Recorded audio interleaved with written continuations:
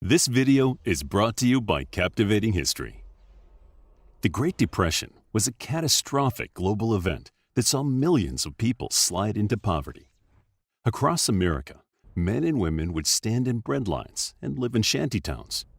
In Germany, the devastation caused by the Great Depression gave rise to the Third Reich and ultimately led to the start of World War II. People still celebrate the 1920s as a golden era of parties and glamour. But the seeds of the Great Depression were planted in these years of complacency. Although the stock market crash of 1929 is often used as a start date for the Great Depression in the US, it was not the only cause of the disaster. In Europe in the early 20s, the economy was already in tatters. Most of Europe struggled to repay debts owed to America from World War I. Germany in particular was paying heavy reparations. In 1922, Germany was experiencing hyperinflation as their money became increasingly worthless.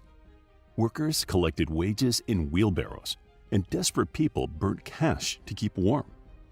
At its lowest point in 1923, 1 trillion German marks was worth $1. Germany's shaky economy was briefly resurrected by a currency reform and the Dawes Plan, which relaxed some reparations Germany had to pay. Nonetheless, it was not enough to prevent the rise of the far right during the 20s. In the US, on the other hand, the economy was booming. Taxes were repeatedly cut to encourage spending, wages rose, and consumerism flourished. The automobile's rise was a massive stimulus for the American economy, providing factory jobs and jobs building roads and petrol stations. America's landscape was forever changed by the car, and many people could now travel further to find work. Many older industries also benefited from car manufacturing, as many factory bosses copied Henry Ford's brilliant assembly line model to mass-produce goods.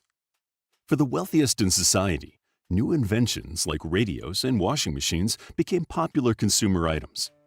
Some people bought new gadgets on credit, a mistake which would come back to haunt them later.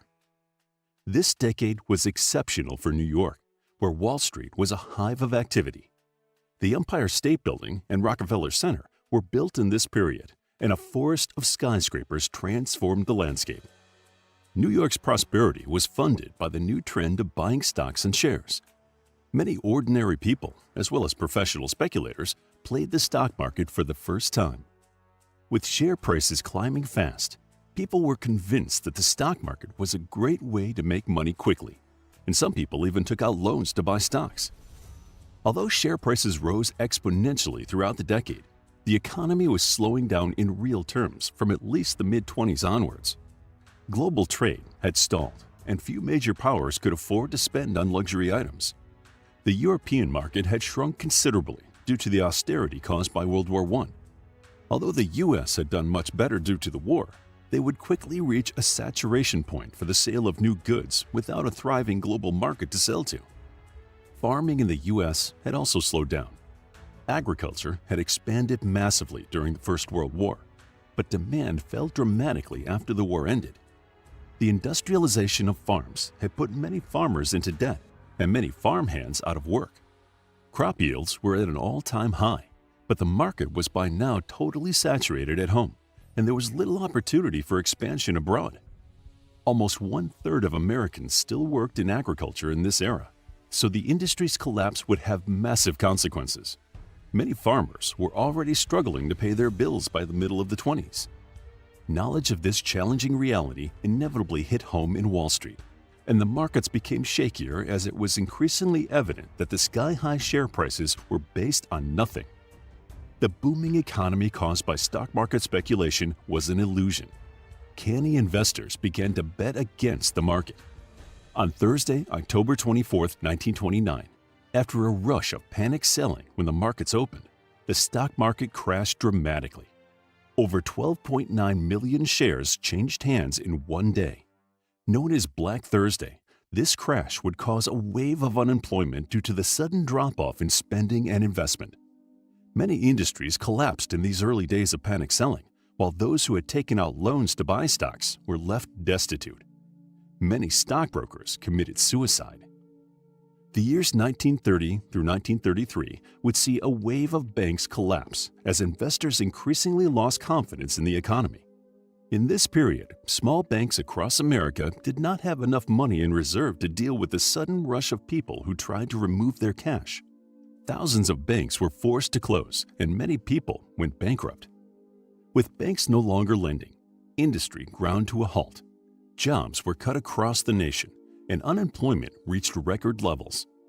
In 1932, the Depression reached its climax, and the Dow Jones hit its record lowest point. The stock market crash in America would have massive consequences worldwide, worsening the already terrible economic conditions. Although a wave of new leaders would step up in the 30s to tackle the Depression, they struggled to make an impact. In the U.S., Herbert Hoover was inaugurated in 1929, just before the crash, but he had no idea how to fix it. He would be blamed for the rest of his life for the collapse of the American economy. Somewhere between 20 to 30% of the labor force were now unemployed, and although Hoover started a new scheme to provide loans to key industries, it was too little too late. The global trade situation worsened during Hoover's presidency. The Smoot-Hawley Tariff Act, designed to protect American interests, put a massive trade tariff on imports, creating a further freeze-up of international trade when other countries retaliated. Meanwhile, many ordinary Americans stood in bread lines just to get fed. Many more lived as hobos, taking to the roads to find work anywhere they could. People were starving in the streets, while farmers could not afford to harvest their own crops, leaving them to rot in the fields. Sprawling shantytowns spread across America, and they were nicknamed Hoovervilles in Hoover's honor. In Germany, the crisis swept the Nazis into power. Hitler was made Chancellor of Germany in 1933, with disastrous consequences for the German people, and later the rest of the world. In the U.S., Franklin D. Roosevelt was sworn in as president in 1933 and would remain president until he died in 1945, due in part to the incredible series of crises with which he would deal. FDR would introduce the New Deal, a massive economic relief program designed to save the economy. This multi-pronged, complex wave of legislation was supposed to provide relief, reform, and recovery in equal measure. One central element of the New Deal was creating the Public Works Administration, which aimed to create jobs by developing various building projects. Under Roosevelt's administration, bridges, airports, schools, and other buildings were constructed across the country. The government even went so far as to pay writers and artists to produce works of art. Roosevelt would also act fast to save farmers, many of whom were now completely ruined. In the South, the plight of agricultural workers was made worse by the Dust Bowl, caused by a wave of drought and high winds.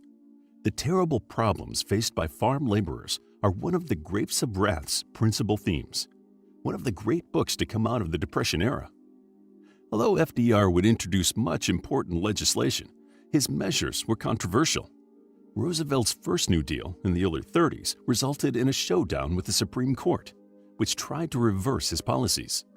The AAA, or Agricultural Adjustment Act, aimed to help farmers recover from difficult economic conditions, and the NIRA, the National Industrial Recovery Act, were both declared unconstitutional by the Supreme Court.